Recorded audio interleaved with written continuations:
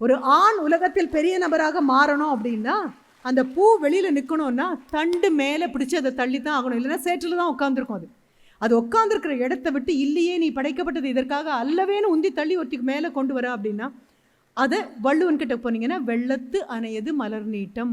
மேலே இருக்கக்கூடிய பூவின் உயரம் எதை பொறுத்ததுன்னா தண்ணீரின் மட்டம் மேலே வர வர தன்னை உயர்த்தி கொண்டே போகக்கூடிய ஓரறிவு உள்ள தாவரத்தினால் அது முடியும். அப்படின்னா மாந்தர்தம் உள்ளத்து அணையது உயர்வு.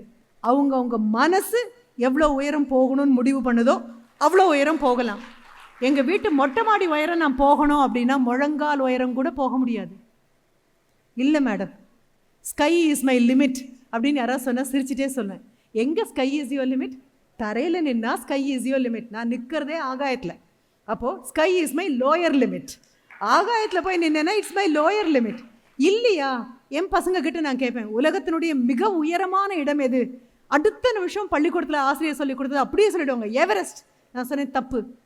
எப்படி மேம், எவரெஸ்ட் தானே மேம். நான் சொன்னேன் எவரெஸ்ட் மேலே ஒருத்தன் ஏறிட்டான் அப்படின்னா அவனுடைய தலை எவரெஸ்ட்டை விட உயரும்.